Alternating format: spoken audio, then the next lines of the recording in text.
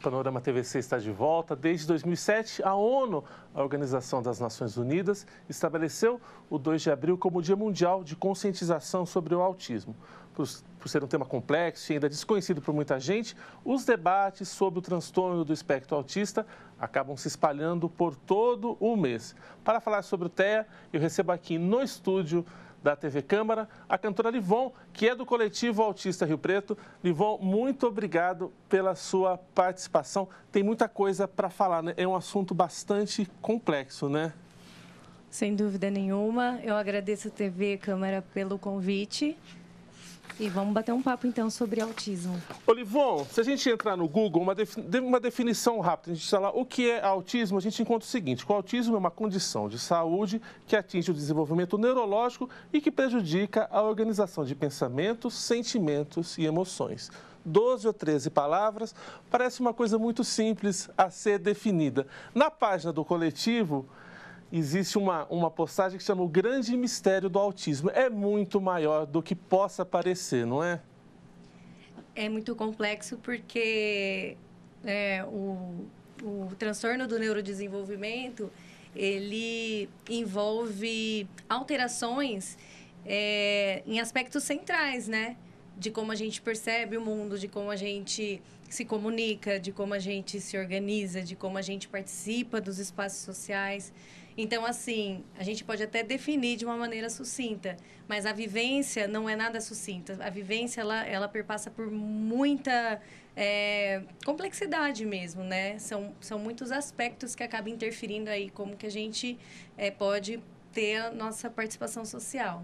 Livon, me corrija se eu estiver errado. A impressão que fica quando a gente pesquisa sobre o autismo é que a medicina, por muito tempo, meio que não se importou muito.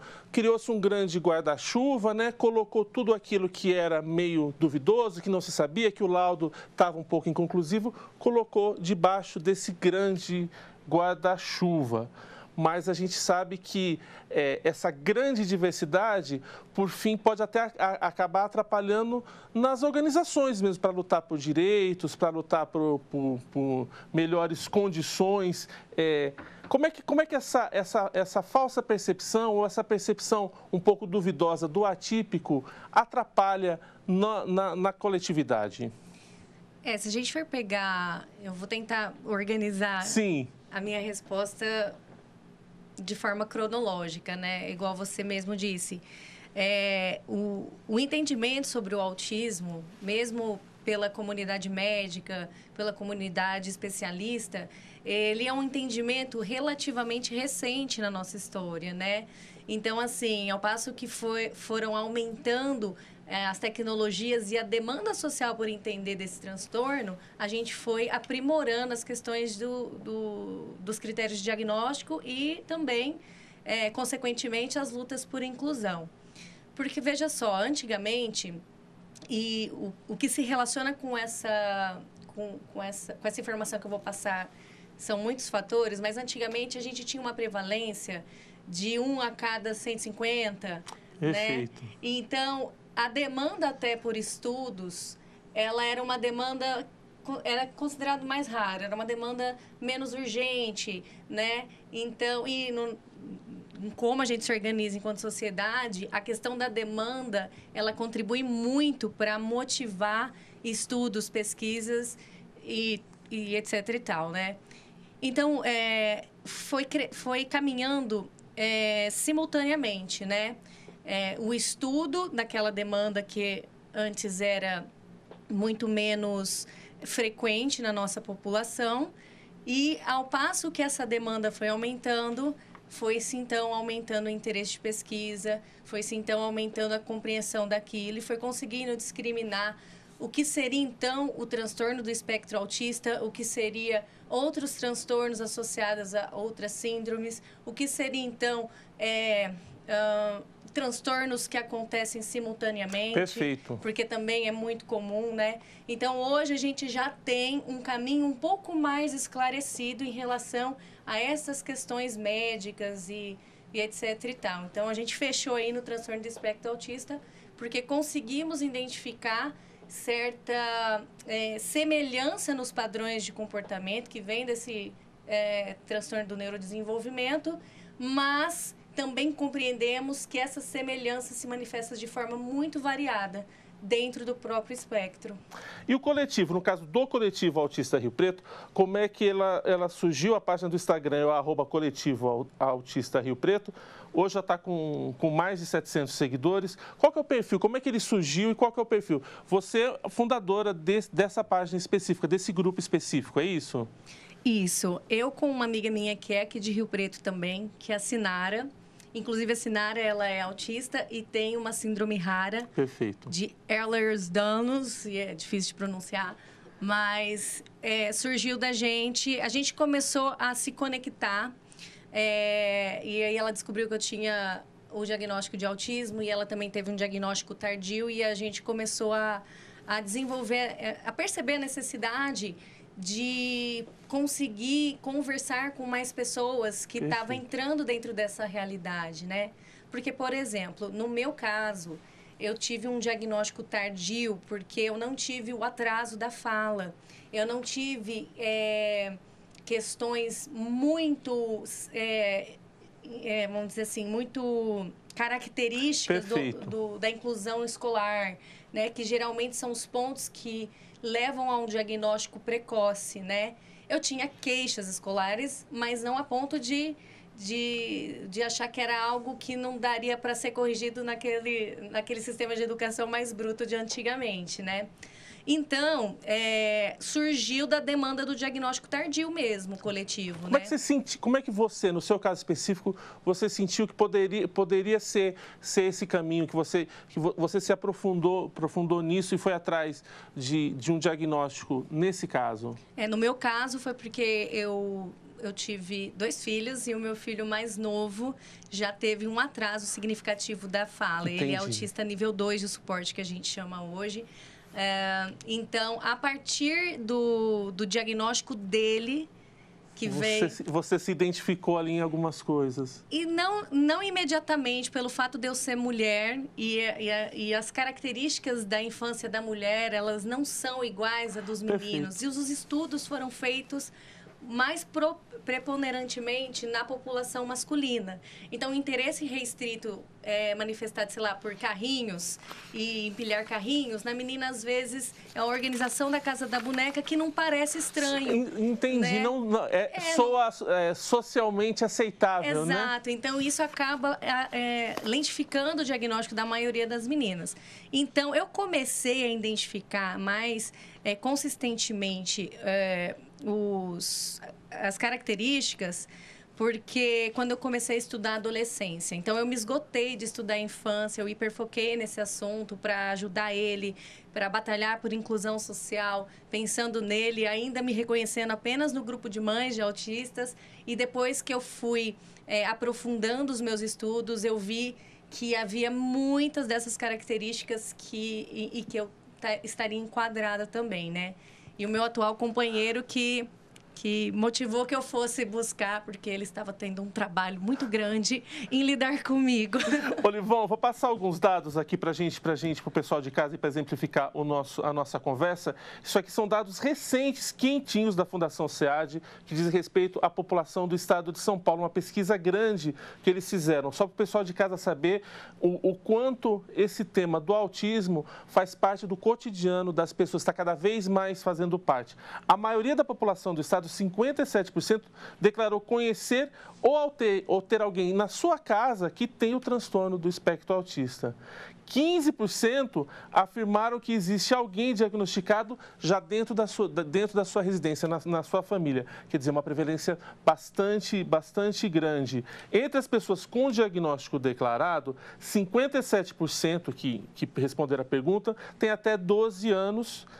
E desses 79% frequentam a escola e 68% necessitam de cuidados, de atenção redobrada, de cuidados especiais. A mãe é a principal cuidadora nesse caso que você estava falando, né?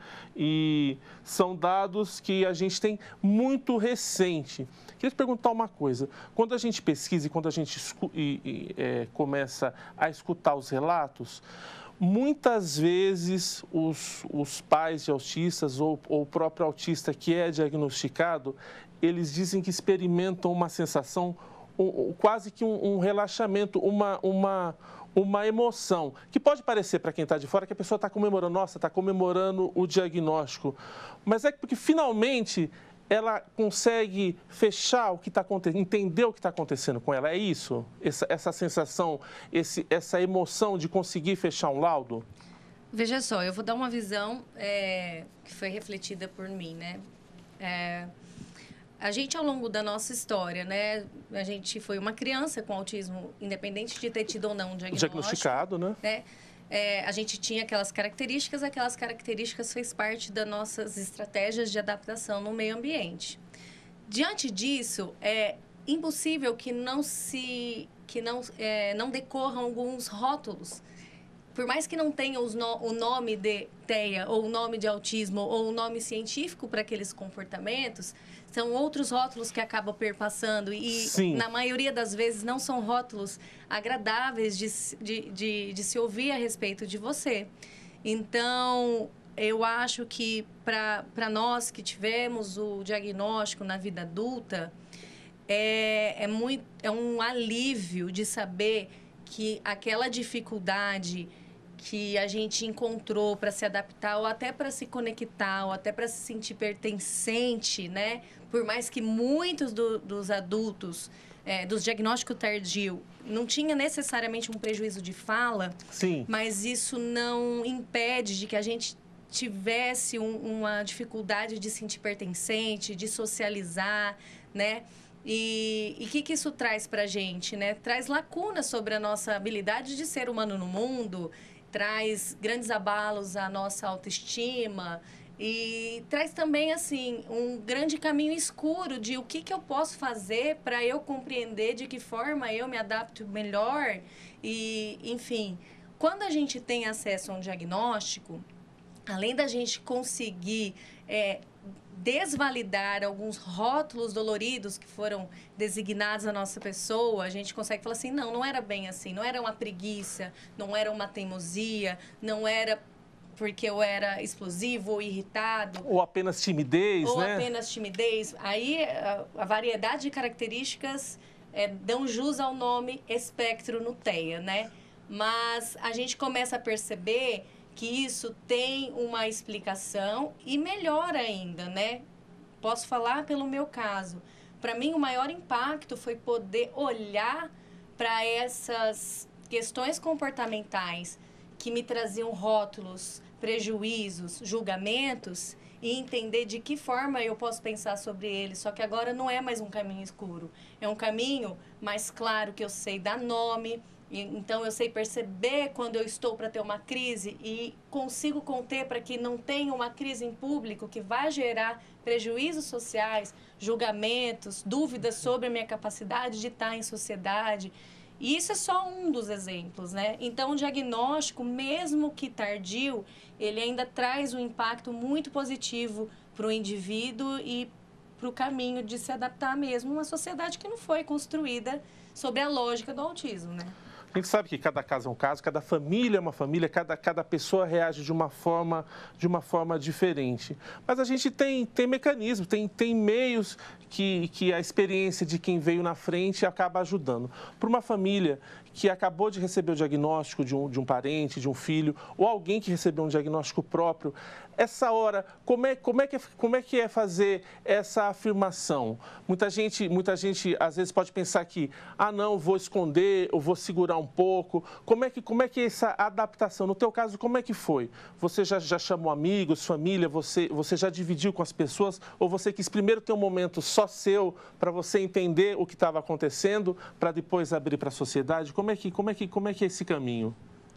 Como você mesmo disse, né? É um caminho muito particular para cada um. Mas, no meu caso, eu fiquei com uma ambivalência entre querer compartilhar com todo mundo e como eu já trabalhava com arte, eu tenho a tendência de expor muitas coisas, né? Da minha vivência. Aí eu acabei por optar por esse caminho, né? De querer mesmo que as pessoas soubessem, porque aquilo tinha sido uma descoberta tão valiosa para mim. Perfeito. E até para poder, de certa forma, mostrar. Porque, por exemplo, a minha figura, a figura da mulher com autismo, que não teve atraso de fala, que é nível 1 de suporte, é uma figura muito duvidada dentro, né, do TEA, né? Então, eu também queria mostrar que a gente precisa abrir muito a nossa cabeça, porque o TEA, ele está muito além dos estereótipos que a gente conhece. Ainda que a gente já conhece mais, existem muitos estereótipos, né? Então, eu senti que eu queria compartilhar com as pessoas, né? Vieram os pontos negativos disso, sim. Sim. Mas não me arrependo.